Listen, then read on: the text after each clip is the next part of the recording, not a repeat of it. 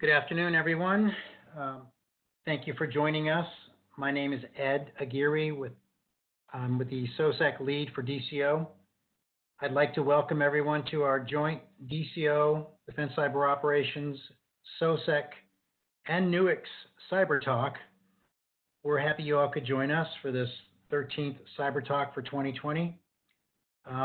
We do have a half dozen or so Cyber Talks left for 2020. So stay tuned for your announcements to see those as they come out. We're excited to have with us today representatives from Nuix.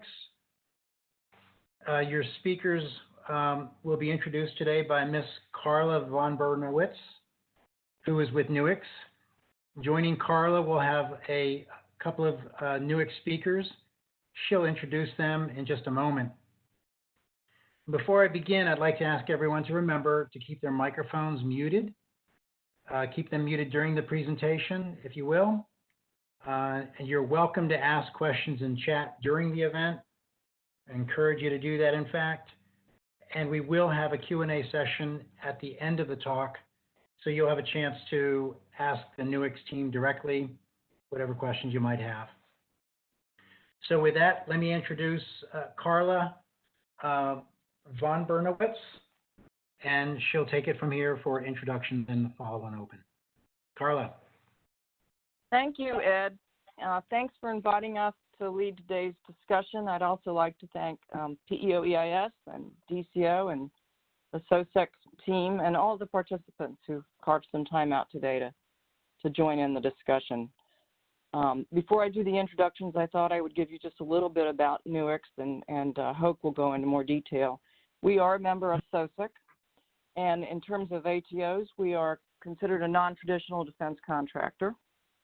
We are a software OEM, and we look for partners, SIs, other OEMs, to team with so that we can have services delivered by you, program management skill sets, and we have a program partner in place, partner program in place. We offer training and certification in our tool sets. So if you are interested in that now or at any point in time, please reach out to me. And I have a very long last name and email address, and I just got a short one. So you can just reach out to Carla at nuixusg.com. That's a lot easier to type in. If you're thinking about, how would Nuix fit into an OTA or any other opportunity, listen for these keywords: forensic investigations, insider threat, endpoint protection, advanced threat detection, and anything to do with big data challenges, because our workstation engine that sits under our tool set is good for ingestion and tagging and handling data, processing data at scale. So it's a good tool for you to be aware of. We have a couple organizations in the Department of Defense have made investments in the Nuix tool sets. Those include Navy and Army. In fact, there are probably some folks on the phone right now that have worked with our tools from the Army. And the Navy, they are using our tool sets that you're going to hear about today for their deployable mission support systems, the DMSS, which support their CPTs, very comparable to the Army CPT tool set. And Hoke has got a wealth of experience with that. So with that, I think I'm going to now introduce Hoke. Hoke is our VP. Thanks for flipping the slide for me. Hoke is our VP of Cybersecurity. He spent the last 3 years working with the Navy 10th Fleet and their CPTs for cyber threat hunting mission. He has many years of DoD and intelligence community experience. And in fact, in 2004, he deployed to Iraq for an intelligence collection and analysis task force that was led by Lieutenant General Keith Dayton. After the Iraq deployment, he helped Department of Homeland Security stand up their very first infrastructure threat analysis center.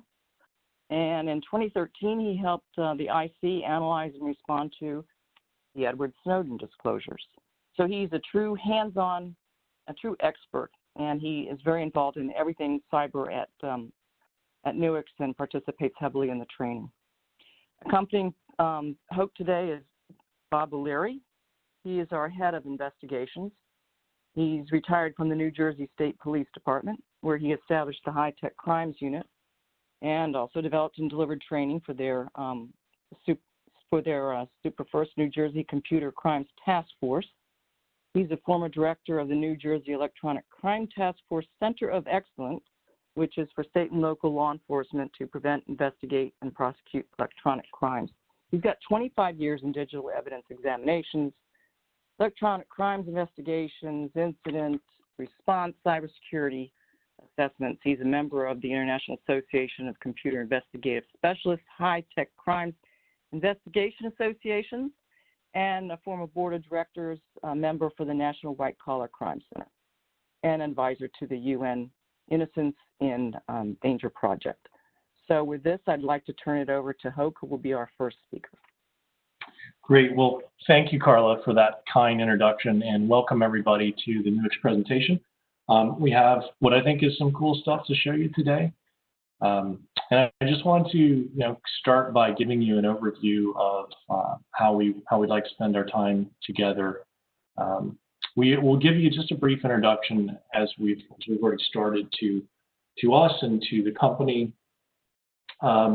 With the focus today, of course, is host, as you know from the title, is host-based threat detection investigation. So before we dive into the specific kind of capability discussion that we want to have, I just wanted to level set around the threat and talk about what we're actually trying to detect and investigate from a threat standpoint. Then I'll describe the framework that we'd like to shape the discussion around, which is a sort of breaking host detection investigation down into event-based investigations and traditional forensics. We'll talk about challenges in both those categories of threat detection investigation. Then we'll talk about our perspective on leading edge capabilities. Both Bob and I spend a tremendous amount of time very focused on the use cases that we'll describe today, and have spent quite a bit of time doing that. So we'll share with you, kind of our views on what the key capabilities are, what to look for in trying to solve these problems, which are, of course, hard problems. Our demonstration scenario today will be a hypothetical situation in which an insider threat or an authorized user, I suppose, is co-opted by an external state actor and agrees to provide the state actor with access to the network. And so what we'll show in the demonstration, a couple of videos at the end, is how the Nuix stack sort of brings together some of the capabilities that we'll discuss to detect and do an on-the-fly investigation of the behaviors at issue, and then transition from an on-the-fly triage investigation into a full forensic analysis and examination. So as I go through, please feel free to drop your questions in the chat, and we'll also have some pauses at some key moments throughout the presentation and the videos to give you a chance to interact or offer any discussion points and questions. All right. So the obligatory marketing slide is just a quick about us. Carla shared some of it to start with. The company, Nuix, has been around since 2006 and really got its start by developing very powerful indexing technology, indexing and search technology for use across many different data types. That's accomplished by processing data at binary, which gives us the ability to process data much more quickly and to process many more varieties than pretty much any other solution out there. So we got our start actually with a DoD client, but it was the Australian DoD who had asked us to help with a gnarly data processing and search problem that they had back in 2006. In the 15 years almost since then, we've evolved our technology to focus really on three main use cases. E-discovery, which is probably the most prominent Nuix use case, digital forensics, and then cybersecurity, where we're going to be focusing today. Just a little bit of factology about the company. It's, as Carla mentioned, a software company. We really don't have, our professional services is very limited and focused on kind of nitty-gritty implementation issues around our products. We really concentrate on producing, on building great products. Company is about 450 people, I think, last time I checked. It's headquartered in Sydney, Australia, which is sort of interesting, gives us an interesting multinational flavor. So we have major presence in APAC and India. But we do business with the U.S. government through Nuix USG, which is a separate entity that allows us to transact with the DoD. So that's just a bit about Nuix. But I wanted to, as I mentioned, start as we talk about threat investigation, threat detection, around what is it that we're trying to detect and investigate. And I'm splitting this into kind of two categories: insider threat and external threats. And I just wanted to kind of level set a bit on those two threat categories. What are we concerned about? What are we looking to detect? What are we looking to prevent? If you look at the insider threat data, it's kind of an interesting problem to try to quantify. It's a difficult problem to quantify, right? Because the only information we have is from incidents that we know took place, and most instances probably aren't reported. So take anything that you see out there with a grain of salt, but there are some stats we can use. Survey not long ago of departing employees found that more than a quarter of them admit to taking their employer's information with them when they leave. Of those, more than a quarter took, not only their own work, but also work of their coworkers. And the reason is, at least at this point, people don't see that as malicious. They don't see it as necessarily anything wrong to do, to take information. I think that's a little different in the intelligence and defense community, particularly when it comes to classified information. In my experience, the workforce is much more attuned to the importance of safeguarding information than the average American worker. But I think this points to a mindset that anybody working the insider threat problem has to deal with, which is this sort of tendency to think that what I'm doing isn't wrong.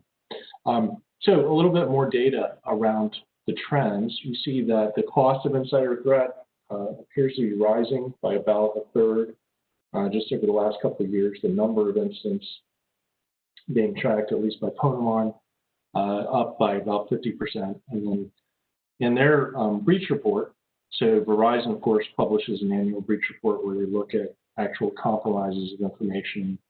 And what they're saying is that about 30% of the breach incidents involve internal actors. So in a nutshell, it's a significant problem. It does not appear to be going away. If anything, maybe getting more prevalent and more costly.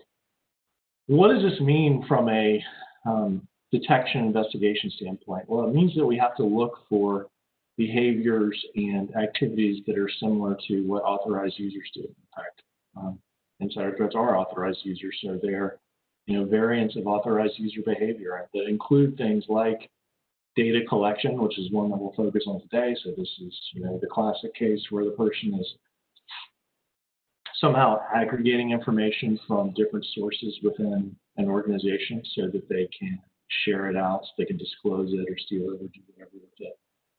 Things like using coworkers' accounts or uploading or downloading data. Uploading, of course, we're looking for theft of data. Downloads, oftentimes associated with trying to install tools, which is another thing that we look for. It's either unauthorized or suspicious installations where a user may be trying to somehow obfuscate their activity, obfuscate their communication. Abnormal work hours, of course, which also overlaps a good bit with the behavior of normal users, like innocent users or people who are just working hard, but can be a factor and can be a useful additional indicator looking for anomalies. And of course, things like privilege abuse, which has been a big focus of the Insider Threat Task Force, communication with co-conspirators, and so on. So that's kind of on the insider threat side, the things that we're concerned about. On the external side, looked at through the lens of the Department of Defense, you certainly have the big state actors and the top threats. And I just picked a couple of statements from the DNI's public testimony threat assessment last year, where he said, China, Russia, Iran, North Korea are increasing their cyber operations in an expanding number of ways.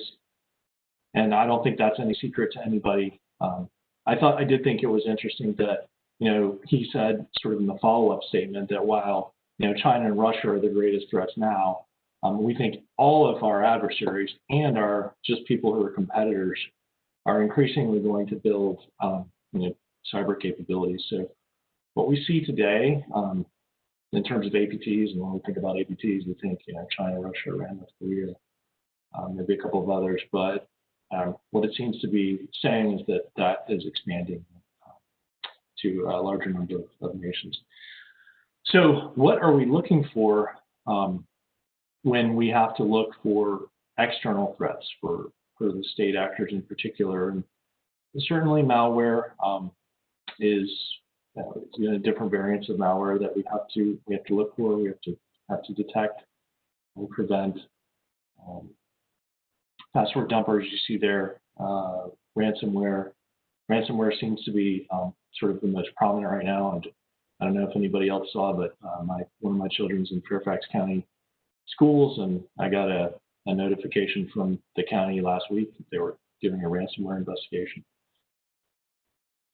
But also, beyond malware, you have the scenario of sort of a phishing attack or use of stolen credentials where there's not really malware being used, and you really have somebody who's exhibiting behaviors on the network that are more akin to something like a system administrator, somebody who's moving around on the network using various tactics and techniques. If you think of the MITRE ATT&CK framework, for example, and all the TTPs described there, that's kind of what we're talking about in that category. So there's an interesting nexus between, in the middle here, when you have both a malicious insider and an external threat actor working together. And those scenarios, look kind of like one of these, where you have an insider running an outsider's malware, or you have an insider stealing credentials and providing those directly or explicitly to an outsider to conduct an attack. The top one there was in the news recently. I don't know if anybody saw when the Tesla engineer out in Nevada was approached by a Russian, somebody possibly acting at the behest of a state group, or at least maybe not state sponsored, but likely state connected, and offered a huge bribe just to run ransomware on the Tesla network. So kind of an interesting and timely problem set. But this is generally just to level set us on the types of things that we're looking to detect and investigate with host-based investigation, detection, and investigation. Now from there, what we wanted to introduce was a framework to think about that problem and how to approach it, and that will lead us into more specific capability discussion. As I mentioned, some discussion around the key challenges that we see confronting this. So to start with, we'll talk about event-based detection and triage, and this is really the application of what's traditionally called endpoint detection response, or EDR, to the discipline of real-time investigations, insider threat, and so on.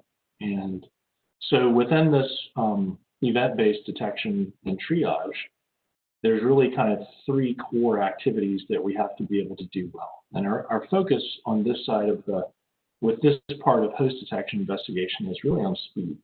It's on speed and scale. This is attempting to intervene before the data, to see that the insider has taken the data perhaps, or has sent it to his personal Gmail account, but to intervene before he's able to give it to somebody else, or it is intervening in a worm scenario before that, before it's able to spread beyond the initial point of infection. So with that goal of speed and kind of enterprise-wide coverage, there's three things we have to do. First of all, we have to block or alert using, in our case, behavior-based protection and detection. Secondly, we need the ability to do on-the-fly investigations, known as triage. So we have to very quickly be able to distinguish smoke from fire. And that kind of comes along with the deployment of more detection, basically using more sensors to try to determine and to try to identify suspicious behavior. Basically, we have more responsibility, or it requires us to be able to process alerts and avoid basically using scarce investigative time to follow up things that are blind alleys. And then finally, we need to be able to respond or remediate. If we've been successful in alerting and triaging, then we want to be able to quickly take action, whether that means quarantining the system, isolating it from the network so that no more data leaves it, or killing a process, deleting files. We need to be able to take action. So that's really the event-based piece, and we'll go into some more detail here on kind of lift up the hood on how that works in a moment. But let's talk, before I do that, let's talk a bit about the forensics component. Thanks, Hoke. And from building on what Hoke's already given us, we can understand the alerts and mitigating that alert. However, the critical part also comes in with the collection, preservation, and examination of that evidence. This all has to be done in a forensically sound manner so that when and if the matter ends up in a hearing, whether it's administrative, civil, or criminal, the rules of evidence must be clear. So we want to make sure that not only can we collect it soundly, process it, and ensure that we get all of the data, particularly when we have to go into a deep dive examination, which will be part of the scenario later in this presentation, but also then to visualize and share that case, or essentially develop your report. So I wanted to share a use case where, DoD use case, where this is being deployed today. And so Carla mentioned at the start that Nuix is working on the Deployed Mission Support System, or DMSS kits, that Navy cyber protection teams use. These guys get called in when, for example, intelligence indicates that there may be a compromise, or indicates, provides indicators of compromise on a portion of a network, but the existing security tools don't provide sufficient visibility into that. They get called in to do intelligence collection, to understand what's going on, help control the threat. So what Nuix has put forward for the CPTs is a stack like you see here, where at the very top, the Nuix Adaptive Security Agent product is used for live response, for real-time alerting, for detection, for reviewing events from endpoints. If there's a need to do, as the detection sort of progresses to wanting to do deeper dives on individual systems, they can move into forensic collection. They use the same agent there to collect files for examination. And then moving on down to Nuix Workstation, the forensic examination piece, that endpoint data is actually combined with, endpoint event data, I should say, is combined with things like full disk images, or images from other devices, or the full content of email archives, to begin to create a investigative timeline across multiple different evidence types. And then from there, the Nuix Investigate product provides a way for a team to collaborate on an investigation once the evidence has all been assembled, to search the data, to control access to it, to interact with it just using a web browser rather than the client application. The basis for that is Elasticsearch, which is both storing Nuix cases, and on the network side of the CPT stack is used to store the network data that they're capturing in the network stack. So one of the things that I'm excited about here with CPTs is the opportunity to help them integrate more between network and host security. So as you see, there's a couple of integration points where on the host side, we can push endpoint events into Apache Kafka, which then can be flowed into the network, the network data repository. And then the network stuff via Logstash can come back into Nuix Workstation, which gives the investigator the ability to assemble network traffic events alongside all the host-based stuff to put together a really comprehensive picture of an attack scenario. So we do get some feedback from the cyber protection teams on the operational value of the product, things like the ability to get value from both experienced and junior personnel. So it's very easy to search for basic IOCs without having to learn any particular scripting language in the Endpoint agent product. But at the same time, more advanced users can use the Endpoint programming language to create their own custom detections that then can be deployed out, and they can sort of customize their net as they see fit based on threat intelligence or based on what they're seeing on the local network. There's also the resolution provided by event data and event details gives the CPTs the ability to, answer questions, for example, around attribution because of the level of resolution that it provides. So it gives a very detailed view of the attacker's activities, which supports intelligence collection and answering complicated questions about what the attacker has done. And then there's also some feedback we've gotten on minimizing impact to the network by using a lightweight agent, by controlling the amount of network traffic that gets generated such that the customer or the target network doesn't reject the agent. So what do we mean when we talk about event-based versus forensics? I'll just give you a quick overview and try to pin an example down to drive it home, to demystify it a bit. But so on the event, on the host side with event-based detection, we're really looking for either user behavior or things that you could think of as system behavior. So where user behavior is things that an authorized user would do, such as come in after hours, open up like a sensitive database application or something that has valuable data in it, plug a thumb drive in, and then use the snipping tool in Windows to capture some of that information and take it out. So those are events that, the activities that a user would do that we would begin to process as events. On the system side, you have stuff that, of course, ultimately relates back to a user, but is generally happening automatically on the endpoint because it's something that a user has done in the past. Example here would be PowerShell, PowerShell-based attack, where PowerShell itself is loading up a DLL that is suspicious. It's making an outbound network connection. It's dropping an executable. Maybe it starts up with a suspicious set of arguments in the command line. These are all system-generated events that activities really that we need to create an event around. So the first step in the event-based detection and triage process is just the function of creating these events. It turns out that that's important because we have to be able to do it in a way that supports that's actionable, right? That if I just give you the bare minimum about what happened, it's not going to be enough for you to get any value out of it as an investigator.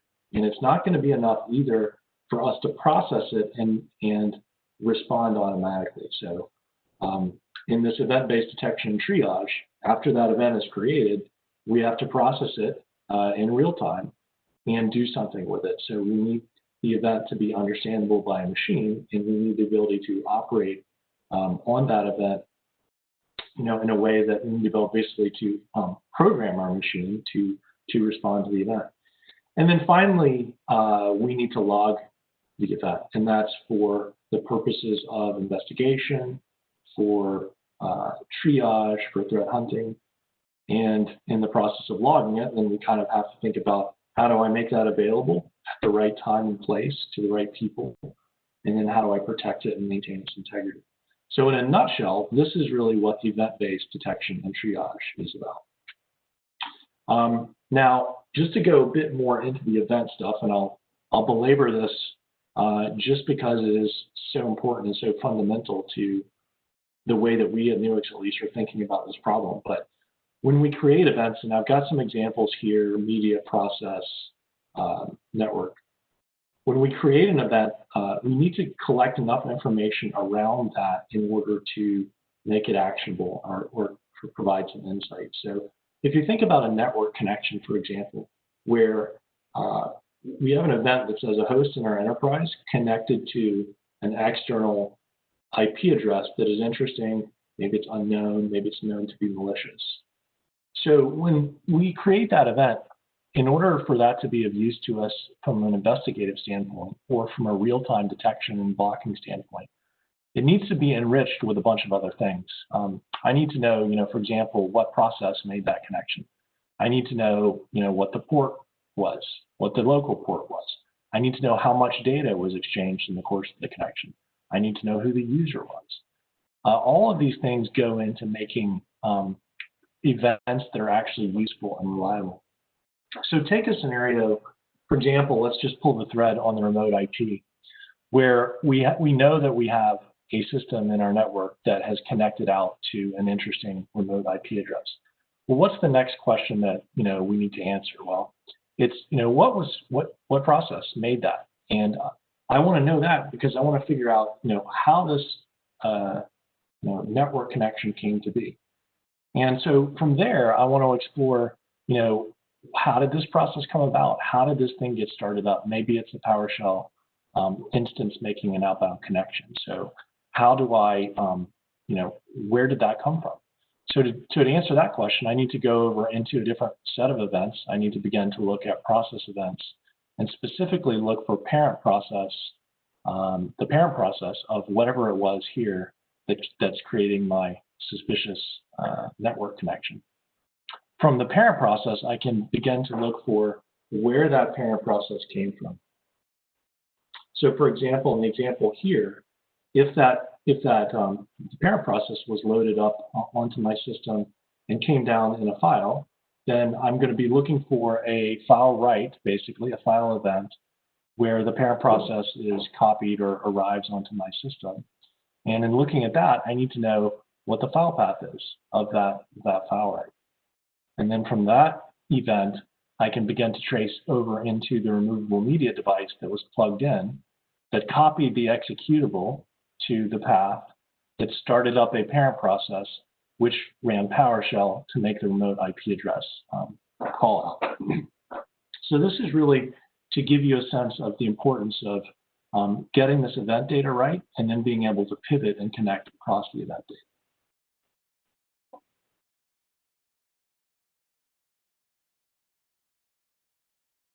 Bob, I think this one's yours. Yep. So in moving on from the alert and acquiring the data and knowing that the event took place, the next phase is going to be the digital forensics and analysis and reporting. One of the things that's most important is understanding the volume of data that can be involved with this. The scenario we're going to show you is going to be essentially a single series of events within a limited time frame window from one machine. Likely you're going to have many machines. And if you look at the graphic here that we included, you could see that Nuix is going to be able to accommodate that need to be able to bring in all that data from all those sources, because you need to be able to look at it in a single pane of glass and get a holistic view of that data. So you can see here that it includes things like full disk images, the EO1s, or logical partitions, where you just grab the C drive or the user's documents. But also important in that is getting those mobile devices and then be able to parse it all, but perform the link analysis across all of it. So when we bring in this next graphic, that link analysis is huge in being able to visualize it, because many of you realize you'd be able to write paragraphs or pages on those links. But frankly, this is a case where a picture is worth 1,000 words. Being able to show the link between phones, between users, and commonalities, and then also understanding the types of things that were discussed or the depth of the event. So here you can see that the value in having all of that data in a single pane of glass, as we refer to it, and a single tool, bringing it all in from all those sources and performing the link analysis makes your job so much easier in doing this. Okay. In the next part of the briefing, we wanted to share a bit, of our perspective on the challenges that, anybody who's trying to solve these problems of real-time investigations, of comprehensive forensic investigations is faced with. And on the real-time side, one of the first things that you have to deal with is the nature of the events that you're collecting. And what experience kind of indicates is that there are three main things to consider. And the first one is around context. And I've kind of touched on this already. But if you think about the context that is generated with an alert, a useful way to maybe consider this is through the lens of Windows event logs. So a lot of people, of course, it's completely reasonable if you're talking about host logging to think about Windows event logs. So let's take a specific scenario. User starts up PowerShell from an administrative command prompt. What do I see in Windows event logs? So the PowerShell, if I have PowerShell logging turned on, it's going to log an event into my Windows PowerShell log. And that's going to tell me something like engine state has changed from none to available, and then give me some general metadata about the event.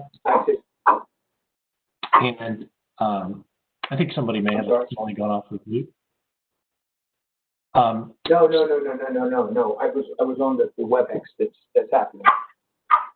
I just want to make sure I was muted. But anyway. Okay. Sorry. I think if everybody could mute if you're not asking a question, it'd be much appreciated. Thank you.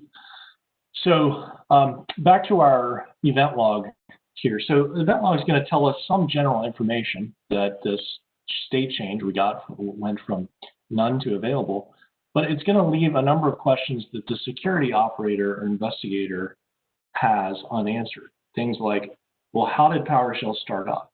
Or what was the user account? Or what was the command that was executed to start it? Is it running from the path that it's supposed to run from, this instance of PowerShell? Does it have the right hash value? Is there anything in its signature status that looks suspicious? These are the kinds of questions that an incident responder or cyber investigator would have that oftentimes are very, very difficult to answer with just with event logs or traditional logging. And so context becomes really important. And in creating our events, we need to find ways to give the investigator or give the automatic responder, the intelligent agent, basically, the information that it needs to make a good decision about whether to block something or whether to throw an alert. So if you think about answering these questions and being able to answer these questions, these are helpful in making those automated real-time decisions, and in fact, they're essential to doing that. So that's one aspect of the challenges around events, which is context. The next one is really around availability. So that you can think of in sort of two ways. My event is going to aid me in prevention and detection. So this is kind of the real-time stuff. And then it's also going to support my triage or my investigation, my on-the-fly investigation, and threat hunting, which might be kind of a longer range analysis of log activity. So my availability requirements are different in these two cases. I have to create my event, process it, and then respond automatically over on this side. And the upshot of that is that each event that I create must be available for this processing step in real time. So I basically have to have access to it to make a decision about it in real time in order to block or alert. On the triage and threat hunting side, it's a little different scenario, right? I'm going to create my event and process it, but then I'm going to log it. And my challenge really becomes in, how do I manage the balance between maintaining logs locally and maintaining them centrally? And many enterprises today are seeking to manage everything, through this central logging process. But if you're doing, really sensitive sensing, I suppose, or really rich sensing, that generates a lot of network traffic. So it may be advantageous to leave a good bit of this log data locally on the endpoint or at the point where the events occurred, and only access it if there's a need for an in-depth investigation. But the upshot of this requirement really is that the investigator or the threat hunter needs to have access to somewhere on the order of about 30 days of event data to have that sort of full 360-degree backwards look into an incident. And then finally here under event issues and challenges around events, you have the issue of integrity. And this is just recognizing the fact that attackers tend to want to try to clean up their tracks. And within MITRE, for example, there's a whole section around indicator removal on the host. And then within that, there's a whole set of different approaches that people have to clearing Windows event logs, and the various APTs have taken different approaches to that. You can see one on the right here where Metasploit is being used through an interpreter to run a script to clear the event logs. So, if we're logging in a way that's not secured, that's not protected from the adversary, then the compromise of integrity could make it impossible to perform our investigation.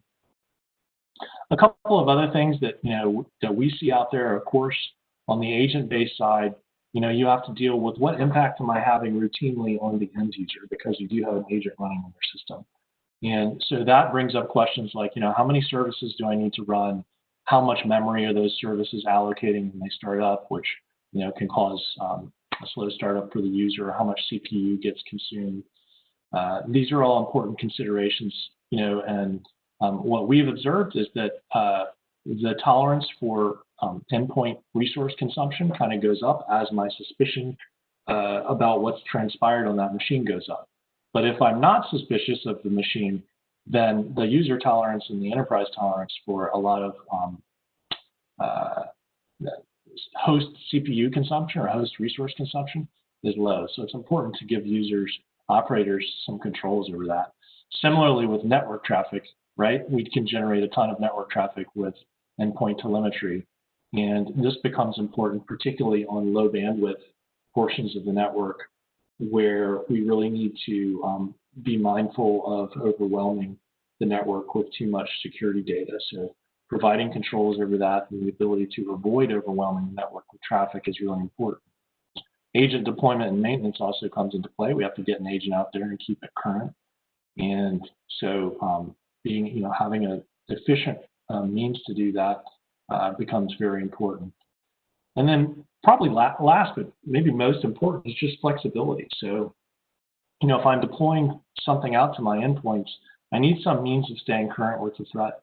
And there are numerous ways of doing that. There are signature-based approaches where we're trying to continually collect every signature possible and update a library of those. There's other kind of cloud-based scenarios. And then the approach we've taken, which is to kind of give the operator the ability to control what they care about and what they want to detect. And so, a situation like the Verizon report depicts here, where use of stolen credentials increases as an attack tactic, or the use of RAM scrapers goes down, we have the flexibility to adjust on the fly to that.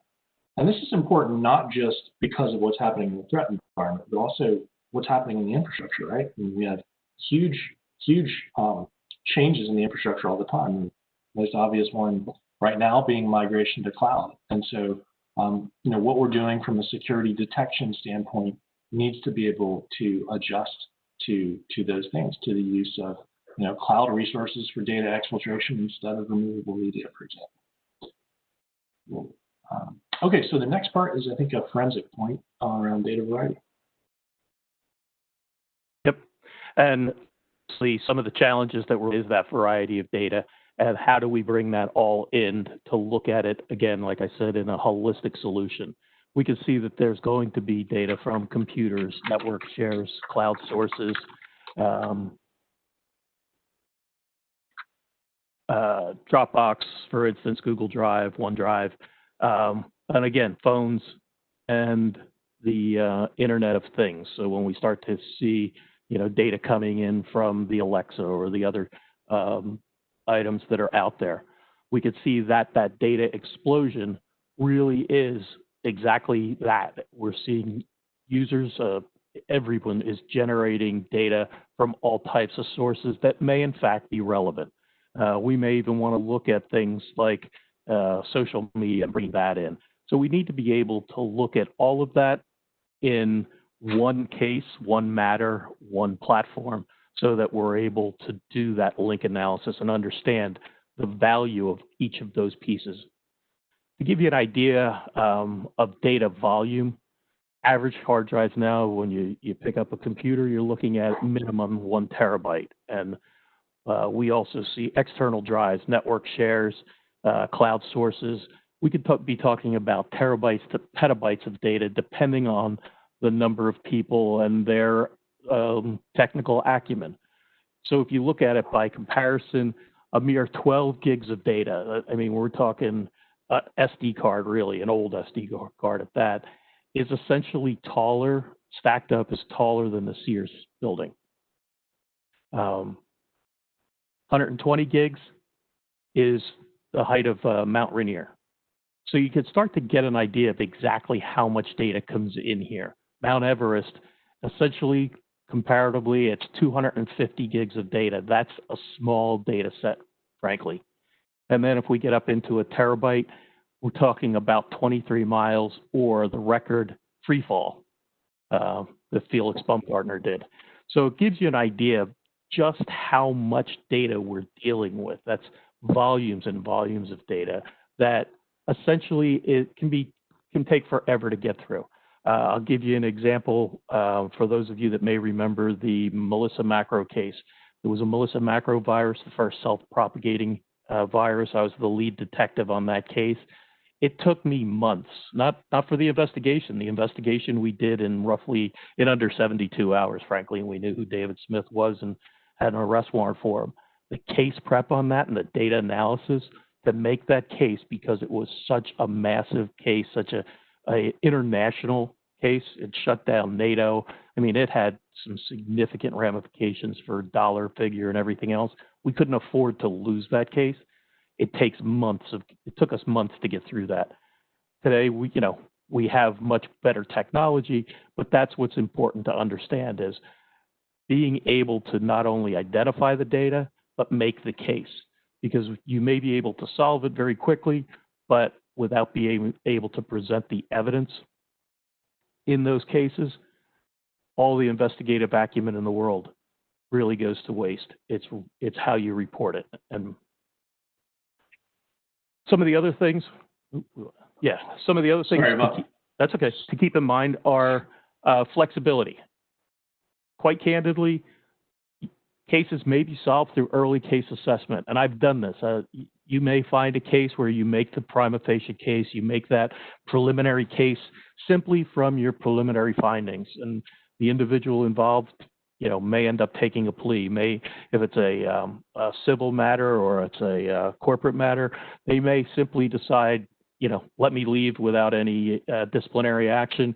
Early case assessment, case is solved, and you don't need to go into that deep dive. You can solve that often from the artifacts, from very common locations, and just what you see up front. I had a case very similar to that where I was retained years ago when I had my own business. It was simply an email case in a matter of less than half an hour. I had the facts, the email, and it basically proved the defendant's case. He was absolutely right. And what he didn't realize was that not only had he sent the email that subsequently got modified, he also forwarded it out to a friend of his, so there was actually backup evidence of the original email that worked in his favor and proved his case. But then the other side of that coin is some cases require that deep dive forensics. You can be dealing with things like encryption, malware, intrusions, hacking, IP theft, and like this, alerts, insider threats. The idea is ultimately you need to find that smoking gun, and you need a reliable, capable product and skill set to be able to find that smoking gun and be able to present the evidence clearly, concisely, and thoroughly, because quite frankly, I think we all know that these cases can turn on a dime on one simple little matter, evidence not matching, modified evidence that wasn't collected in a forensically sound manner, several of those things. So we always have to make sure that not only do we find that smoking gun, but we do it with the reliable sources or products. Some of the other things that are compounding these investigations is the identification and acquisition of that data. So the collection tools and that type of thing. The way in which you identify the relevant machines that were involved in all of those data sources. The backlogs, there can be some huge backlogs. We've seen it in many of our clients deal with cases that are just backlogged, and some get backburnered essentially because something of more higher priority comes in. The deficit or the disadvantage of having to do manual searches or dealing with anti-forensics techniques. People are becoming much more savvy in understanding the techniques that investigators and analysts are using. So they're taking steps to try and thwart those. So it's the anti-forensics techniques, but also recovering lost or deleted, intentionally deleted or obfuscated information. And then there's some other questions is how much is enough? And this is a question that will probably plague investigators through time, because you know you've made your case, but what happens if one thing goes wrong with the way you made your case? Do you make it multiple ways? That term 6 ways from Sunday actually does play into this in having a very solid and completely thorough case, but also when do you say when do you have enough? And one of the other techniques or one of the shortfalls is those necessary, poorly conducted or rushed investigations. The fact is you need a comprehensive tool and the understanding that you've got everything that you could possibly get from that data. And there you can see, some of the link analysis in a manual method. Being able to bring all that data in here is extremely important. Awesome. Thank you, Bob.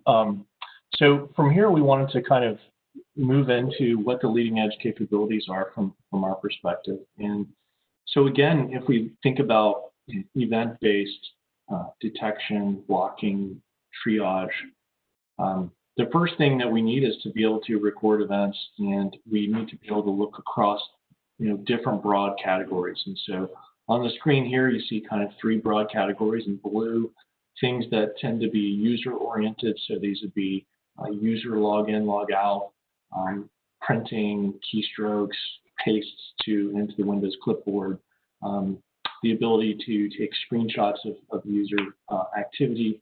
That all forms sort of our user-focused event class, I suppose. And then in the middle there, network-related things like just a network connection between 2 IP addresses, DNS queries to obtain IP addresses from the host, and then URLs visited, which is kind of a more precise way of looking at what a browser has visited.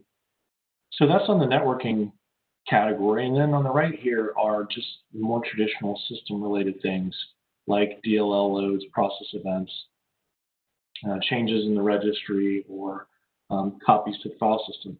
Now, these things all kind of interrelate and overlap, and files is a good example, right? And a file system event would be something like a file being saved, a document being saved by a user to his somewhere on his local machine. Whether it's a user or whether it's a process doing that, both those are useful event types just for different kinds of investigative scenarios. So when we create events in these categories, back to the point on context, the way that these events are recorded becomes really important. So let's take a process event. What do we need to capture to create a really effective process event, or a process event that is both actionable and provides insight into end user behavior or attacker behavior?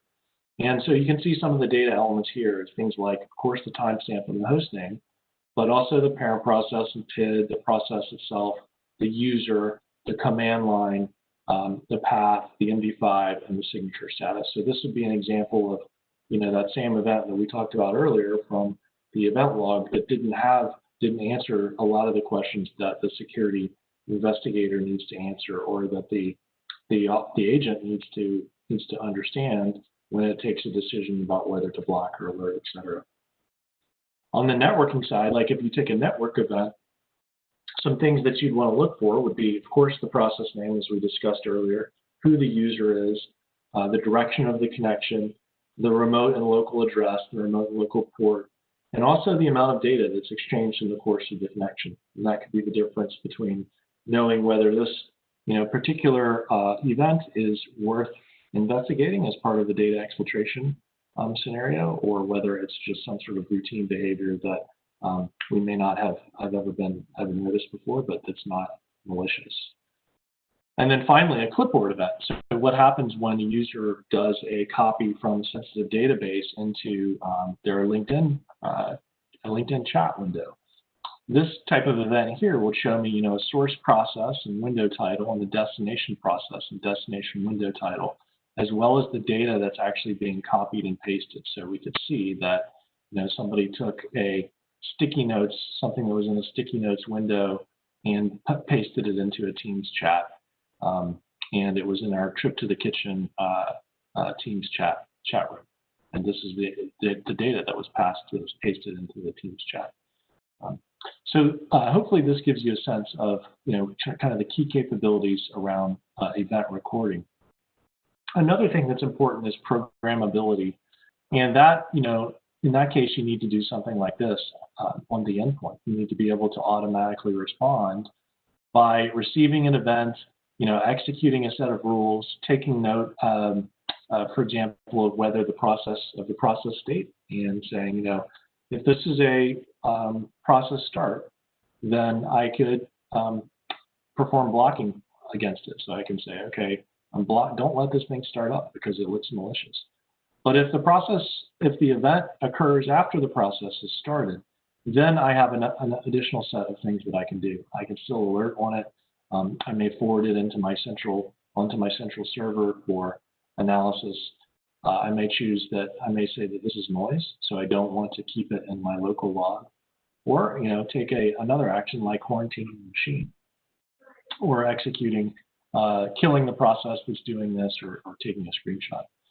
So this kind of engine needs to be controlled by the end user. And so this is an example from the Nuix product of sort of programmability, where we're showing, if I was looking to detect Metasploit and I was particularly interested in the privilege escalation through the Vista backup process, then I'm going to use my scripting language here to say, okay, if I have process start and it's stclt.exe that's starting, and it's either the Windows command processor or PowerShell that's starting it up, then create an alert or create a block or quarantine my host. So this scripting language provides that programmability that drives the kind of flexibility we talked about earlier.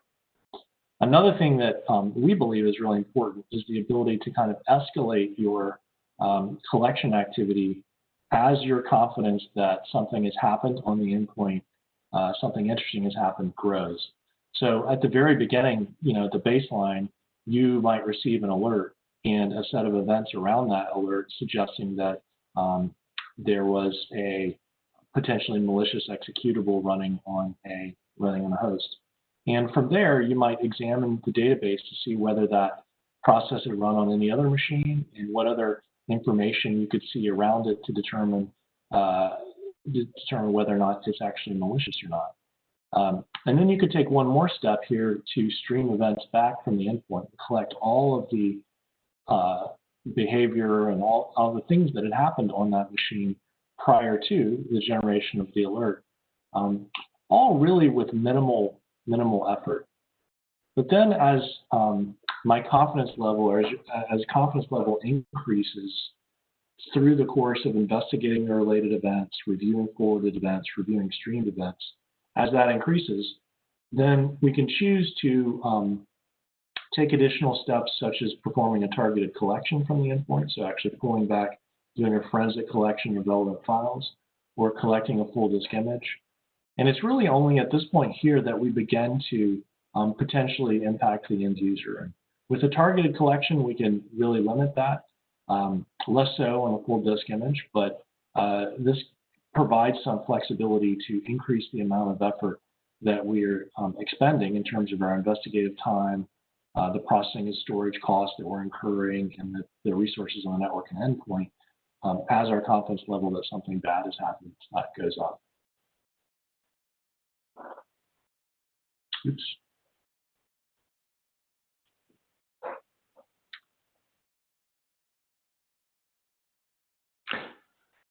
Okay, and then an additional consideration is that ability to handle that wide range of data, including the email, disk images, but not just everything we've already spoken about, the adaptive security events themselves, as well as the network logs, being able to ingest all of that and be able to analyze it in the context of all the other data you have, and additionally, those dark web scrapes that can be a wealth of information for an investigation.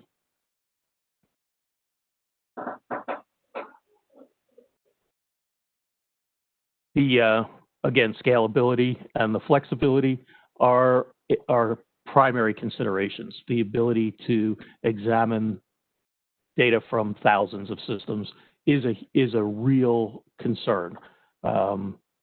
Obviously, DoD agencies and departments, corporate, they've got to be able to bring in that data from thousands of systems and be able to identify what's relevant, triage it, prioritize it, and be able to analyze that. And looking, again, as Hoke had said, through email archives for evidence of those phishing attacks and that type of thing, and the indicators of compromise. And then being able to obviously apply that processing power to fully index that data and understand what's there. Ultimately, that goal is to get the boss, get the commander, the answers to the questions they're going to ask. And I've been in that position. I've been in not only the practitioner, but also the guy supervising that team of examiners. And somebody is always looking for that answer, and they want it yesterday. So it's very important to be able to address those needs, get through that data, and not only give them the answer, but give them the right answer when they ask for it. Okay. And here you can see this is a really good depiction of that holistic view. And we'll get into this in more detail as we go through this, but this gives us an image of the drive image of the adaptive security data that was pushed out, and then also some additional data that we were able to enrich it with using tools like RegRipper, where we're able to parse that registry even more thoroughly to find where those hidden artifacts that don't necessarily surface easily, we're able to bring those to the surface and link them together as well. All right, well, thank you, Bob. At this point in the presentation, we wanted to give everybody just a brief break. So if we could take 5 minutes now. And for those of you who have questions, if you don't want to take a break, if you'd like to just hang out and ask questions to Bob and I, please do that. Otherwise, for everybody else, we'll start back, and by my watch, it'll be 2:11. We'll start back.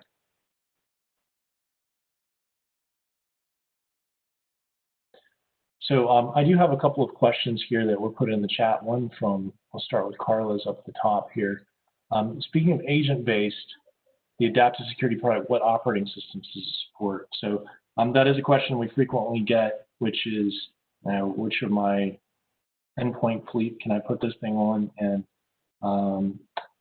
the agent supports Windows 7 and higher. It supports Mac, the most recent 4 versions of Mac, and it supports 4 different Linux kernels. I believe RHEL, CentOS, Ubuntu, and Debian are supported on Linux. So it does have cross-platform coverage.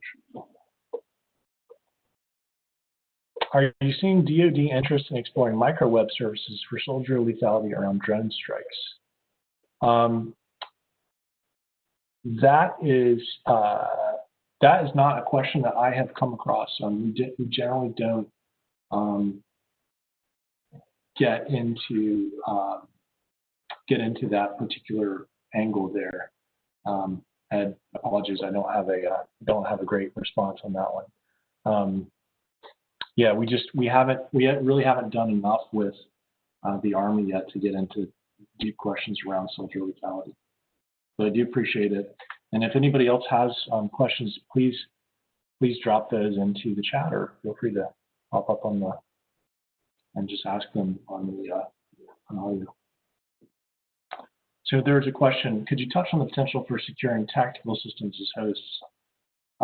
So that is definitely something that we're beginning to explore on the Navy side with folks who are interested in shipboard systems where there's a need for better monitoring, better protection, but the systems are generally provisioned with minimal amounts of RAM, not particularly large disks, and may have older processors. And so what we are able to do is, as long as the operating system is one that we support, then we're able to install the agent on it.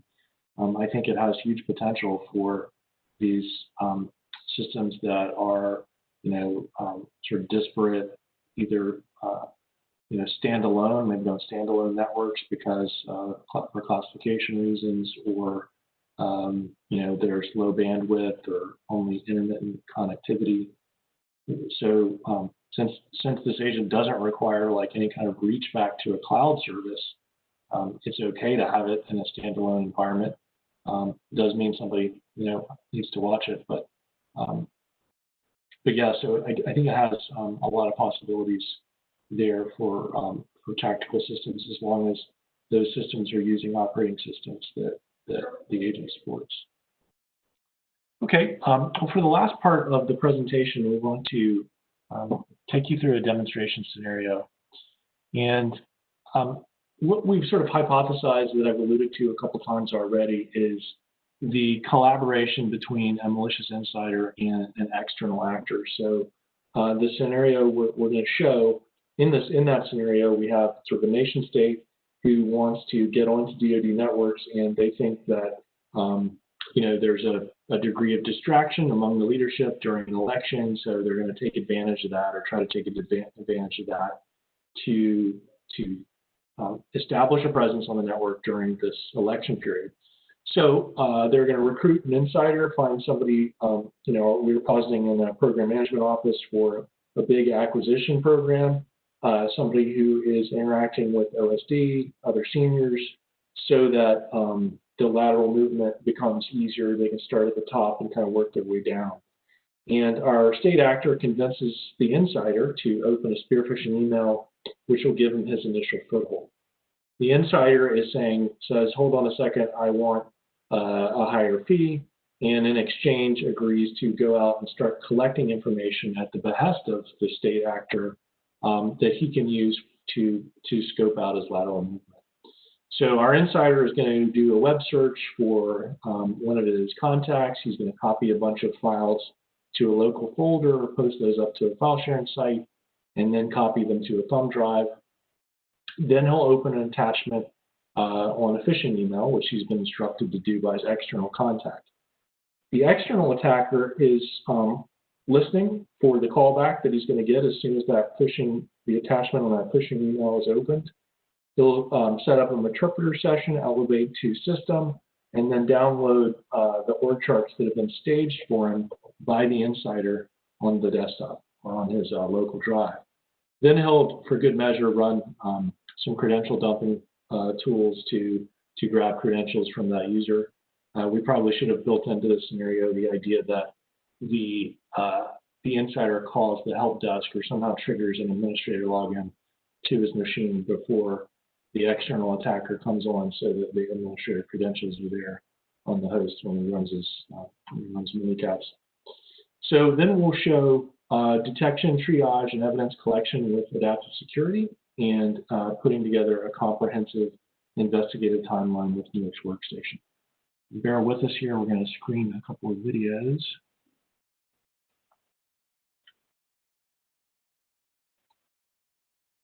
And we will start with user activity. And I'm going to fast forward here and just move on to what the user is actually doing on his desktop. So we're going to talk, our user is on a Windows 10, just standard Windows 10 system here, and his first activity is to collect those org charts that he agreed to do in exchange for his higher fee. So he's going to go out to a shared drive, and he's going to find every phone list he can get his hands on, org charts, various briefings that have relevant details in them. If you can find information about system configurations, accumulate all that, copy that all down, and place it into a folder on the root C, on the C drive there, org charts for planning projects. But he's not satisfied with just staging this information for the external attacker. He's greedy. He wants to keep access to this. Maybe he wants to use it for something else. So he zips all this information up, and he copies it to a thumb drive. Now, in this situation, I don't know, maybe there are teleworking users right now who, because they are using a different machine, they are able to use removable media. Maybe that is a big exception or an unusual exception. But in the other thing that we wanted to show here was another potential data exfiltration path, which would be posting the information to a internet site that makes it easy to do file sharing. So I use jump share in this scenario because you don't have to provide much in the way of personal details to get a jump share account. So our notional bad guy is going to upload his 27 megs worth of org charts to jump share, and that's sort of completes his data exfiltration. The last thing he's going to do is just run a search for one of his contacts. So in the scenario here, he's kind of curious about the person from the state actor who he met with. So he's going to run a search for my colleague, Mr. Robert J. O'Leary, and pull up his LinkedIn page. So once he does that, that kind of completes what he agreed to do, with one last exception, which is to run execute the spear phishing attachment. So goes into his email, he finds the spear phishing email that the external attacker sent him. They crafted this together to make it such that it would be sort of a defensible if he was ever asked, why did you open this email? It's crafted to look like something that he would open. It's an invoice. Looks like it's an invoice that he was supposed to pay, and then he sees this thing that looks like it's a security document. Well, as soon as he clicks Enable Macros, that's going to set up an external connection to the attacker's host. Now, the attacker is using Metasploit here. We use Metasploit because with just some minimal customization, we can sneak around antivirus products. Metasploit, in this case, running on my Kali Linux VM here, was already listening. We had started a listener, and you can see it here in the middle of the screen, to listen on 10.10.10.41.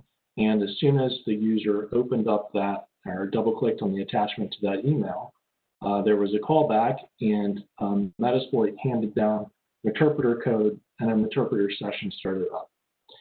Now, I mentioned that with minimal customization or some customization, you can sneak around antivirus. So the thing that we customized in this scenario, someone much smarter than me actually did, was to create a UAC bypass, custom UAC bypass exploit, basically, that is not signatured by the antivirus engine. So there were some changes that were made to that such that when Metasploit actually drops that file down to the local system, it doesn't get picked up by antivirus. But once we've given that slightly modified payload to Meterpreter, then we can just run one of the out-of-the-box Meterpreter exploits.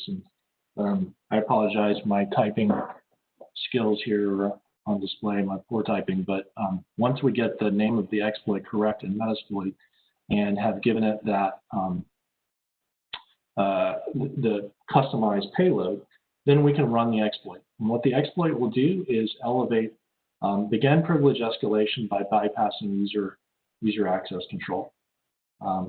Now, once this finishes, we'll have a second interpreter session available to us on the endpoint, and we'll be able to escalate our privileges up to system in that second session, which will appear as a separate PowerShell session.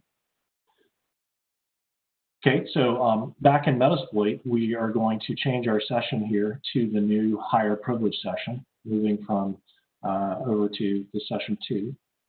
And then we can run another convenient out-of-the-box exploit here to get system privileges and confirm that we have actually moved up from network service to the system privilege account by running get unit. So there you can see now my interpreter session is running at system privilege. Okay, so now we can begin to actually do stuff on the system. And the first thing we're going to do is just enumerate the root of C. We know that our insider accomplice has saved all those org charts for us at org charts underscore org underscore charts underscore for underscore planning project. So we'll just use the download command in Meterpreter to download the entire contents of that org charts folder back to the attacking Kali Linux host here. Okay, as that runs, you see how it's skipping a number of these files, and that's because this is the second time I had run it, and I forgot to actually clear out the previously downloaded files, so it skipped them once it realized that they had already been pulled down.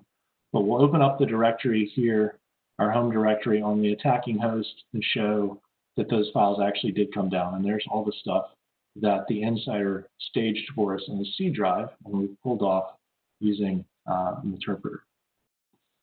Now, the last thing we'll do with Meterpreter before our kind of attack is wrapped up is we're going to dump out all of the credentials from the local machine. In this case, we'll just run Metasploit and collect some credential information, which will help us in our exploit, or in our lateral movement, I should say. We could also be clearing Windows event logs at this point if we wanted to, although it wasn't part of this demo.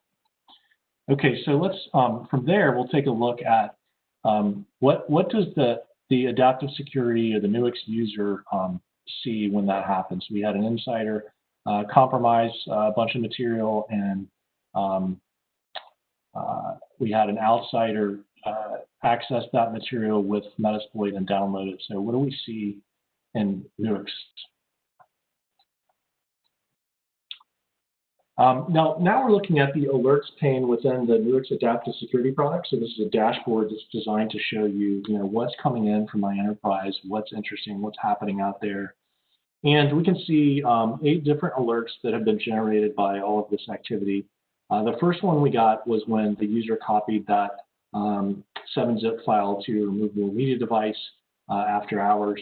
Then we see PowerShell making that outbound connection there, running under the WMI process.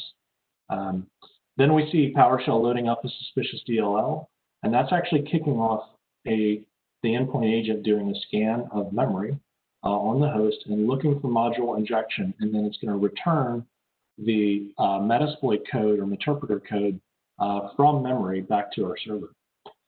We also see the privilege escalation technique used using STCLT, and then a second instance of PowerShell down there running under a separate PID. This one is running, again, at a higher privilege level. And again, that's triggered, the DLL load has triggered a memory scan and capture of memory. So the first thing we'll do is figure out which files were actually copied over to the thumb drive. And now we're looking at that event data that we talked about earlier. This is coming back from us. This has been forwarded back from the endpoint, and it's showing us all of the, each time a file was saved or deleted or renamed on the system, along with the process name, the username, the size of the file, the MD5 hash, the path, etc. And this is gives us enough context to make a quick determination that, in this case, the user had copied org charts for planning to his removable media device, and that just prior to that, a series of documents, PDFs, PowerPoint files, CSVs, etc., were all copied into a folder called org charts for planning projects in the root of C. So now we have a good bit more understanding of what exactly this file activity was. And we might want to expand our aperture and look at all files, or pivot over and review screenshots that were taken. So as soon as the user hit that jump share file sharing site, that kicked off a series of, I think we have it set up to do 20 screenshots. And that tells me a ton about what happened. First, it shows me all the files that were placed into that zip. Then it shows me the zip itself getting uploaded into jump share. And to borrow Bob's phrase, this is just one of those examples where the picture is worth 1,000 words because of what it tells us about the user's behavior, which may go beyond what we were actually initially looking for. Now, we might go over and look for DNS activity or web browsing activity, pivoting off of that kind of interesting PowerShell alert we saw. And so we're looking now at every time a DNS query has been made from this host. We see the interesting ones made by two different instances of PowerShell to msupdater.microsoftfix.test. And then before that, we see just a visit to Google by our user. And so from here, we might want to look and see whether there were searches performed in Google and look at the user's behavior regarding those, his activities in Chrome and his activities on Google. To do that, again, we'll just pivot from that browsing event over into our keystrokes. So this is capturing each time keys are entered by the end user into their endpoint. It's capturing things like the process name, the window title, the keys that were entered, and we can see there the user entering that Robert J. O'Leary search query. Now that becomes important, further on in the investigation when we're attempting to determine whether there were other people involved in this insider threat scenario. And so Robert J. O'Leary becomes a investigative sort of selector that we can use to look for other people who might be involved. But in this case, we're just going to pivot and also take a look at media activity. And you can see all the event data associated with media insertion and removals. Each time somebody puts a thumb drive in or pulls it out, the manufacturer is captured, the serial number is captured, the volume path and device path, and so on and so forth. Now, to put together sort of a 360 view of the user's activities, we also want to see if there were any print jobs around this time. This is going to be a local capture of print jobs, so it doesn't rely on a print server or any other kind of logging. It's just capturing it directly off of the host. It gives us insight, for example, into somebody plugging a printer in or mapping to a printer on their home network. So this will show us that, for these two hosts, G4L 37 and 510, we have these print jobs. It's going to show us the printer and the document name. So now that sort of covers the insider activity. Let's take a look at triaging the outsider attack using Metasploit. So we got an alert that PowerShell made an outbound network connection, and we can visualize that with the visualization tool in this product and begin to put together, the full chain of events surrounding this attack. So the first thing we see there is WMI starting PowerShell, and then if we look more deeply at PowerShell, we'll see the command line that was used to start it up, along with arguments to make it a hidden session, non-interactive session, and then include some base 64 encoded scripting in the command line. So that, of course, is close to sort of a smoking gun when you're looking for to determine whether or not something like this is suspicious or malicious. That encoded command line is really valuable IOC. The other thing that we can do is connect this event to other related things like the network connection. So we want to know, well, what IP address was it that PowerShell called out to, and that's easily viewable here just by reviewing events associated with PowerShell there. The other thing we see is the interesting DNS query that it made to msupdater.microsoftfix.test. And then we might also want to explore, what it is that that PowerShell is actually doing. What is the attacker attempting to do with PowerShell or with his interpreter session? And we can see that he's running a series of Windows instances of the command processor, that there is the SDCLT UAC bypass exploit, that he's running who am I commands, in order to enumerate the groups that this user is a member of. And basically, we can begin to put together a really high-resolution picture of the external attackers' activities against this system. Now, we might want to pull the thread on this a little bit and take a closer look at the privilege escalation attempt, the UAC bypass. And if we do the visualize on that, it'll show us kind of what the chain of events was leading up to the execution of that particular process. It'll show us, the PowerShell upstream and the WMI starting PowerShell.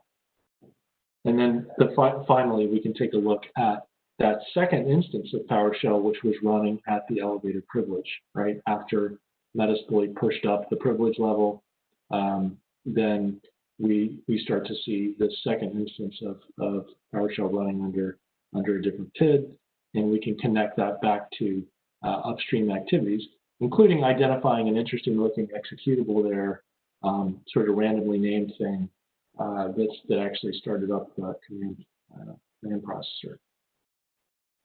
And we've got the process command lines, as always, that tell us, oftentimes provide really useful context around the event. So all this has really given us the ability to establish kind of what's going on this machine, and we kind of include all of the investigative detail here to give you a sense of, the art of the possible from an investigative standpoint. It's not so interesting just to automatically block something like this and just show you that it's blocked, because it doesn't give you a sense of what's possible from an investigative standpoint. But at this stage, we definitely know enough to decide to take action on this machine. So the operator can say, okay, I'm going to enable network isolation, which is going to create a host-based, basically start up a firewall service on the system, on the host, to prevent it from talking out to any external machines. That'll kill those interpreter sessions so that it can no longer, there's no longer any C2 or connection back to C2, no potential for data exfiltration. Except by us, because we are able to perform forensic collection from behind that network isolated system or to that network isolated system. So even though we've taken steps to protect it, to reduce the risk of compromise, that's not going to prevent us from continuing our investigation, from gathering forensic artifacts, which might be things like registry or event logs, might be specific forensic artifacts that we care about, page file or hybrid file that a customer recently asked us about, or collecting the full disk image. And it's really with full disk image collection that we move from this real-time detection and triage over into the full forensic investigation that Bob's going to cover next.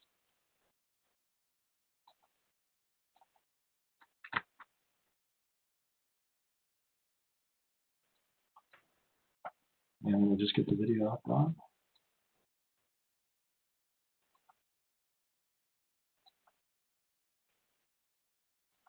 Okay. Is that as large as it'll go, Hope? Or can we full screen that?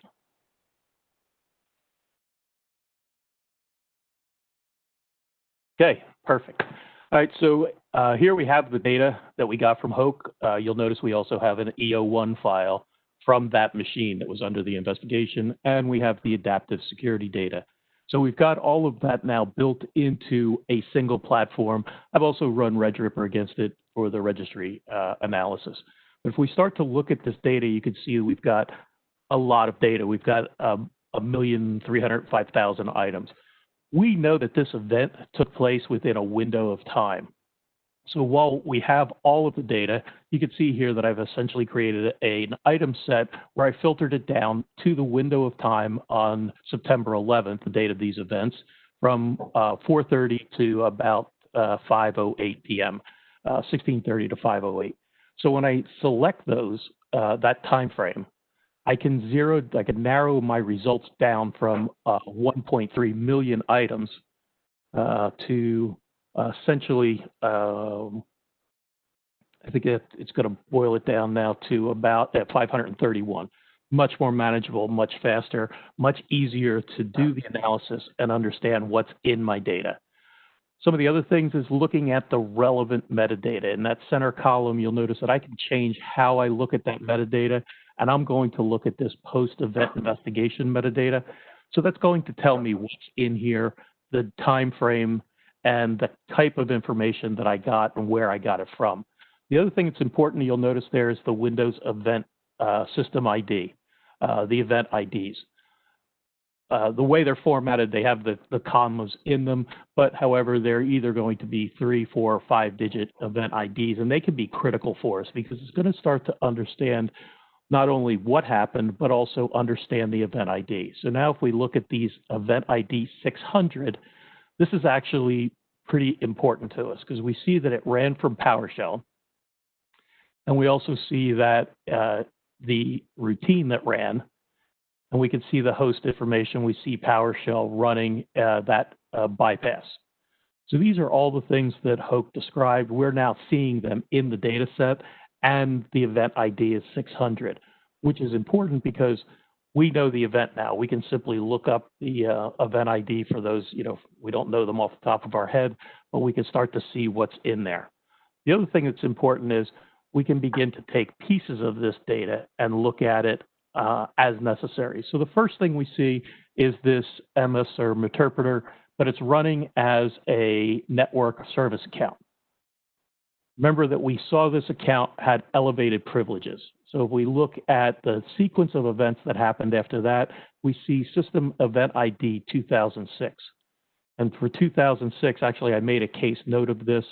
We're able to go in and see what does that system event ID mean. So this, we see it was the network service account, and we know that the account had to be, privileges had to be increased or updated. So if we look at that, we can go in here and see when were the next system privilege accounts, and we start to see, again, PowerShell ran, and we can also see the other relevant information. But here I've got a case note in here, and we see that event ID 600. This happens when a service starts or a scheduled task starts under the authority of a different user. This is telling us this is the different user. We're elevating those privileges to an administrator. So this is where the interpreter, the Metasploit, basically elevated the privileges and enabled the malware to perform the rest of the functions that the intruder, the external threat, wanted to perform. Some of the other things that are in here, and again, we can look through these event IDs, but it's important to take note how much occurred all in the exact same frame window of time. So a great deal of these events took place in that window of time. But here we see exactly what Hoke described to us, the access to the internet, the jump share.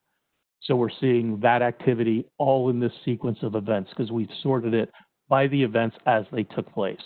The next thing we're seeing is the thumb drives plugged in, store and go. And if you notice that last line down there in the metadata, the volume path mounts that as volume 3. So we already know that we have volume 2 because that's where our main operating system is. Volume 3 now becomes that external drive. Again, now we have additional internet activity, exactly what Hoke described to us, and we see it in this sequence of events. So we've got access to the internet, jump share, and now we're beginning to look at the social media searches that he ran, including those LinkedIn access. As we move down here, the next thing we know, he accessed Outlook, and here we can see it right here. The reason he accessed Outlook so that he could open up the attachment to that email that had the malware in it. So again, that sequence of events is showing us everything that went on, and now we go down and we start to look at the rights. This is where he wrote those documents out and the target that he wrote them out to. So we see that he wrote all of those documents into that folder. Then we're going to see a write to the zip file, and then we're going to see a write to the thumb drive. And here we can see in the root of C up in the upper left there, we see that folder he created and the contents. And now we see, again, we can see the writes here. Now, one of the things that's critical, and I'll probably refer back to it a couple of times in making this case, you'll notice that in this metadata, we have the MD5 digest, or the hash value of these documents. It's important to understand that we need to prove that these are the exact same documents. They don't just happen to have the same name. We need to be able to conclusively demonstrate that these are the documents, and that MD5 hash is going to verify that. So it's in the results that we saw in adaptive security, and now we're also seeing those same MD5 hashes for these files in the data set. And now we see the right for that payment required attachment, and we can see what's going on. After that, it's essentially deleting the restore. We see the deletes in there, and now we get down. This is pretty cool, and I ran this because this essentially gives us the ability to very quickly look at all of the USB devices that were plugged into this machine. But if we look at this line here, we'll see all the corroborating information that we saw in Hoke's video, where we know the name of the USB device, when it was plugged in, when it was disconnected, the serial number, the drive letter that it was assigned. This is all that corroborating information. We're substantiating everything that our alerts told us and everything we knew that was taking place from the alerts in adaptive security. Again, it's all a matter of making your case, proving that case, and being able to do it conclusively with no ambiguity, no questions as to the authenticity of the data. So the next things we want to do is, again, look at that activity in that window of time. And here we have the exfiltrated files. Again, we see the MD5s that were exported out when we got the results from adaptive security that Hoke provided me. We simply include this. We can very quickly put it into a text file and bring it into our Nuix installation here, bring it into our tool, and be able to compare it across all the data now in the case to see, are there any other instances of these documents on this image? Because obviously, if they were intellectual capital, they were confidential, they were classified, and they exist other than that one location where we originally identified them, we'd want to search the entire thing for these files. So we're able to search by that MD5 hash and find everywhere that they exist on this image. So again, it's important to not only make your prima facie case, but then also go that next step.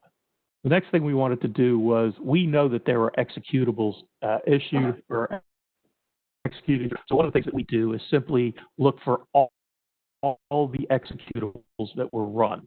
And if I look at these, I want to look at them essentially by the date those executables were accessed. And I can see that these are all the executables in the data set, but I'm really only interested in the executables that took place on September 11th, 2020, in that window of time to see what happened around that time. So now if I look at these, I can see not only all the executables, but I can push them into what we refer to as our database and registry viewer. And that's going to give me the ability to do a deep dive examination of these. And here's where we start to see those oddly named executables. These were the executables associated with that Metasploit. And now as we go down through there, we're going to see the commands that were executed, and then also we can see that the PowerShell and the name of those executables. So we can look at those, and we see those three executables performing those tasks that were programmed into it. So we're able to go through this very quickly. And Hope, you don't have to go through those next two. We can speed up if you want to. The other thing that we look at, again, this is the executable. I blew it out a little bit in a case note to see it a little bit more clearly. And then here's the last one that ran, again, a PowerShell and the executable that it ran. So we could start to see everything that we found in the alert, but now we're able to put it into a case. We're able to do the analysis on it, and we're able to see the sequence of events from the data sets. So we've got this locked down, and we preserve this data, and we can now go back and present them as exhibits in the event we need to bring this into an administrative or civil or criminal hearing. So I think we just have a couple more steps here. If you want to just advance that, or I can. One of the other things we looked at here is we are able to tag these items. So I've tagged everything that was relevant, and here's that attachment, that VBA project. So if we look at that, we can also push that into that database analysis, and we can actually start to examine this more closely and see what this malware was doing. And for me, this is actually really cool because we're able to break it down into the code and see what it looks like. But to give you just an idea of what that looks like in here. So here's the actual email, so we can parse it out and see where the email occurred, where the attachment was. Here's that VBA project.bin, and we're able to now search for that anywhere else in the data set, or we can simply look at the email and all its family items. And now when we look at all of those family items, it's going to include all the attachments, and we take that and now examine that even more closely to understand exactly what occurred.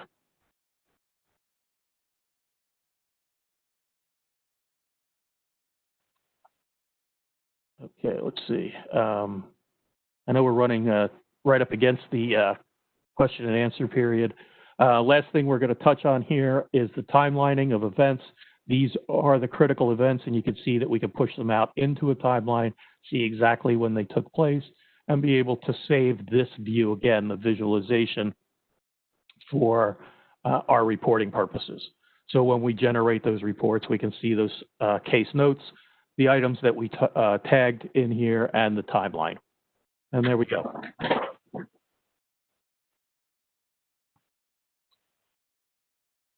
All right, excellent. I think now we wanted to open it up for Q&A from all the participants. Thank you so much for participating with us. I know we've thrown a lot at you, but really appreciate it. Really appreciate your time and attention, and we'd love to hear if there are questions, comments from anyone from the audience.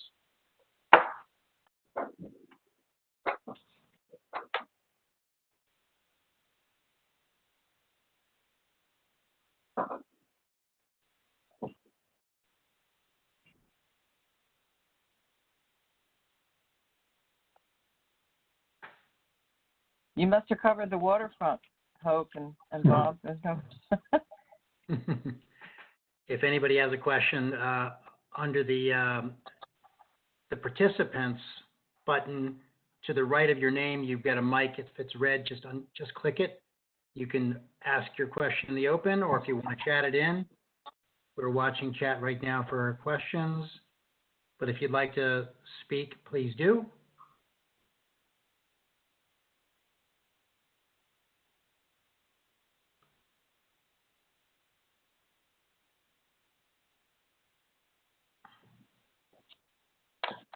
Okay, well, if there are no further questions, Ed, I will hand it back to you. You guys certainly have our contact information if you'd like to ask us follow-up questions. We'd love to hear from you. And again, I'd just like to say thank you from Bob and I and from Carla for being on with us today. Oh, thank you. Let me ask you this question to expand on that lethality, soldier lethality. So I see some work being done by MITRE and some of the FFRDCs and VMware, for example, where they're looking at their microservices, and they're beginning to look at the how much more can be captured for around a target. We're talking about probably the Air Force here, right? So, and their decisions, it's not done in isolation, but there's a whole team of individuals for those kinds of decisions. But how much more information can be captured, and if that goes into any form of international litigation, right? there's a lot of work that's got to get to that policy and that kind of thing. What's allowed, how much is to be done, you know, and so it involves a lot of collection of information with the microservices that are coming on now with 5G and so forth, right? How much more information can be captured besides just knowing that somebody is here? So this is a little bit offensive on the other side of that. On the defensive side, there's deception going on, right? To make it look like somebody's not where you think they are. So DCO's potentially interested in that downstream. So anyway, that's a topic I've heard brought up by some members of SOSSEC. Well, I do appreciate that, Ed. One of the things that the Endpoint Agent product implements that is very unusual is a deception feature that allows the endpoint to mimic basically to mimic vulnerabilities. So you do have a deception capability in that sense of creating something that would look to an attacker a bit like a honeypot. It's not a fully developed honeypot service, but it's a way of introducing deception capability into the network sort of at the enterprise level. The first question around microservices, I think, you know, maybe ties back to the need to get better visibility into mobile devices and track user activity on those, track adversary activity on those, capture that, and make that available for search. And the Nuix Workstation product does process that data. So if we're able to acquire the mobile device or acquire data from the mobile device, then it becomes part of the investigation. And that was part of what Bob showed in that demo, was the ability to incorporate that data into a sort of comprehensive case or a comprehensive view of user activity. So when those mobile devices are where the computing is taking place, you know, we want to provide the ability to investigate, to collect on that information. We still have work to do on the real-time side to capture data for triage and detection on mobile. But hopefully that at least speaks a bit to those questions. Yeah, that diagram was really cool, Bob. I liked that very much, showing all the phones and that how it was connected. Yeah, that's a great capability to be able to, like I said, visualize those connections, because you could say, you know, I called Hoke and I called Carla and I called Ed, but now we start to see all that interconnection across all of that, and not only the calls, but also the chat messaging and any other communication from all the clients. Certainly different levels of information that can be shared, international versus domestic, right? And, correct. So that was really I know the intelligence agencies overseas look at that and have been looking at that for quite some time, and that's a big factor in their decision making many times. Interesting. Yeah. It sort of ties into, you know, another use case that we're seeing with the agent, the endpoint agent, where a traveler, as a tool to monitor a traveler's laptop. So somebody traveling into China or into a sort of elevated threat country needs an additional level of monitoring, security, needs additional accountability and logging on the endpoint. And so the endpoint agent, you know, provides that in the form of protection and logging, even though it's off the network, or even as it's off the network. Outstanding. Well, you guys certainly have some great work that you've done, and thanks for your service and involvement in these areas, and the experience certainly has been significant. So great stuff. Any other questions here before we move on to the close?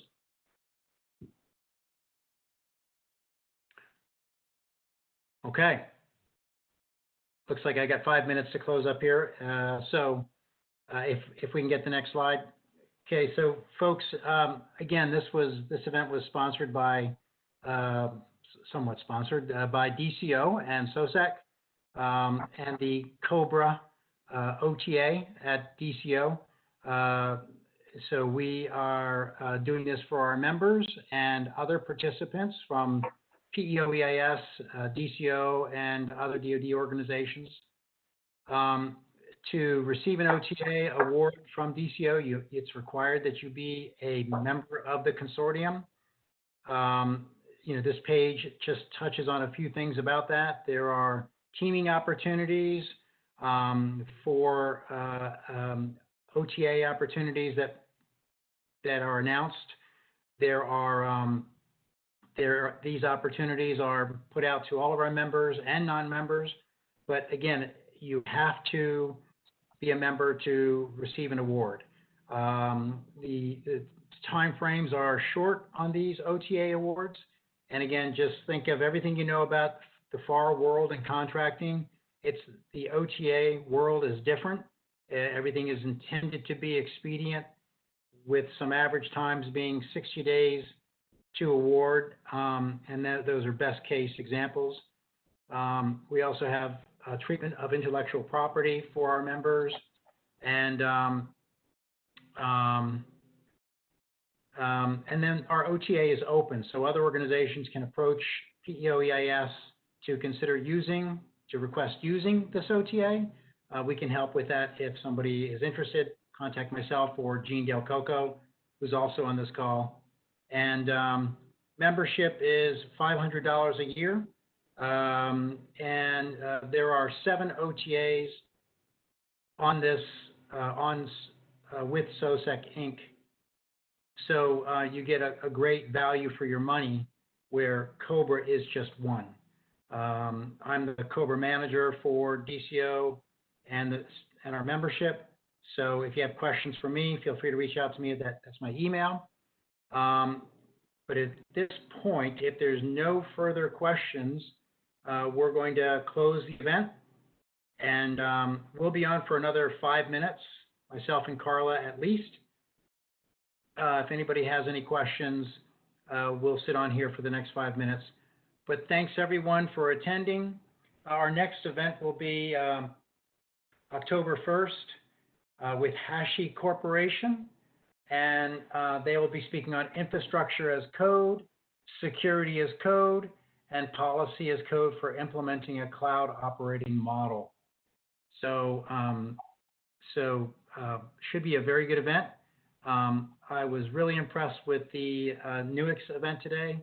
Thanks for the information, Carla, and education, and certainly the information for membership as well, on teaming opportunities and such.